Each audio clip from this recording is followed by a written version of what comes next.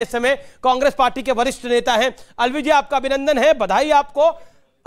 बधाई आपको, एक अच्छी जीत कांग्रेस पार्टी को मिल रही है।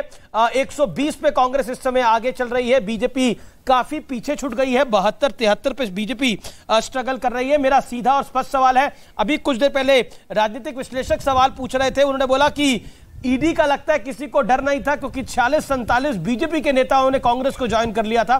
क्या कहना चाहते हैं आप? लोकतंत्र जिंदा है भारत के अंदर। एक तो मुझे बहुत खुशी है, खास तौर से आप अगर मुबारकबाद दे रहे हैं कांग्रेस को तो इसकी मुझे ज्यादा खुशी है। और जहां तक सवाल ईडी का है, ये तो एक सच्चाई है। ईडी, सीबीआई, ये सब के सब विपक्ष के नेताओं के खिलाफ काम करती है। उत्तर प्रदेश का एक एमपी जिनके खिलाफ एक लड़की ने एफआईआर कर रखी है, क्या आज तक उसको गिरफ्तार किया है? कर्नाटका के अंदर एक एमएलए के खिलाफ करोड़ों रुपया निकला है, वो आज भी जेल से बाहर है। और विपक्ष के नेताओं के खिलाफ ईडी और सीबीआई लगातार काम करती है। यही लोकतंत्र है, इसी तरह लोकतंत्र चलाया जाता है। हर चीज की एक हद होती है मेरे भाई, जब वो हद पार हो जाती है, डर की भी एक हद होती है। जब वो हद पार हो जाती है तो आदमी बेखौफ हो जाता है, निडर हो जाता है। वो वक्त आ चुका है। आप कितना ही ईडी और सीबीआई से डराएं, अब वो डर बाकी नहीं रहेगा। और कर्नाटका का चुनाव देश की दिशा तय कर रहा है, आने वाले 24 का चुनाव तय कर रहा है। क्या आप मुझे बताइए, बड़े अदब से पूछता हूं, प्रधानमंत्री भाषण दे रहे हैं, बजरंग दल के बारे में अगर कह दिया, कह रहे हैं बजरंग बली की बेइज्जती हो रही है, मुझे शर्म आती है। क्या देश का प्रधानमंत्री बजरंग दल और बजरंग बली में फर्क नहीं कर सकते? और 2018 के अंदर अमेरिका कह रहा है रिलीजियस मिलिटेंट ऑर्गेनाइजेशन है बजरंग दल, उसके खिलाफ आप क्यों नहीं बोले? विश्व हिंदू परिषद के बारे में अमेरिका कह रहा है रिलीजियस मिलिटेंट ऑर्गेनाइजेशन है, उसके खिलाफ आप क्यों नहीं बोले? उसके खिलाफ आप नहीं बोल सकते।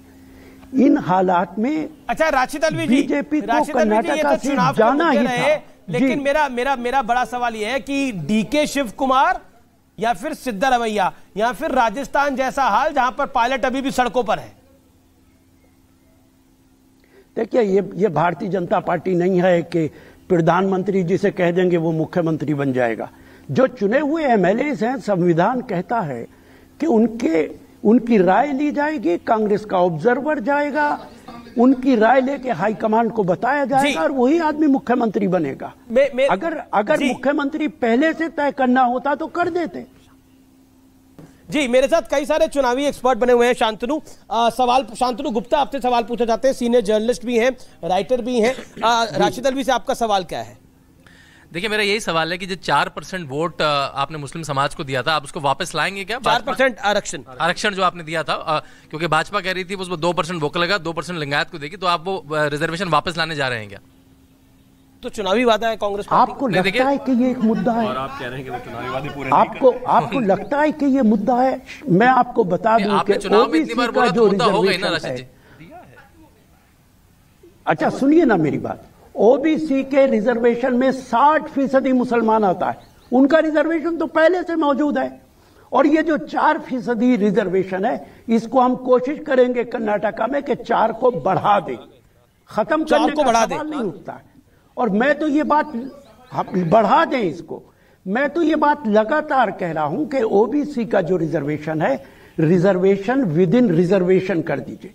जो छोटी छोटी बिरादरियां हैं उनको फायदा नहीं हो रहा है, इसलिए हर बिरादरी का रिजर्वेशन कर दीजिए जो ओबीसी के अंदर आती है। जी राशिद जी, एक और सवाल है, छोटा सवाल। जी, ओबीसी को रिजर्वेशन नहीं था, ये 4% धर्म के आधार पर आपने रिजर्वेशन दिया था, जिसको खत्म किया गया।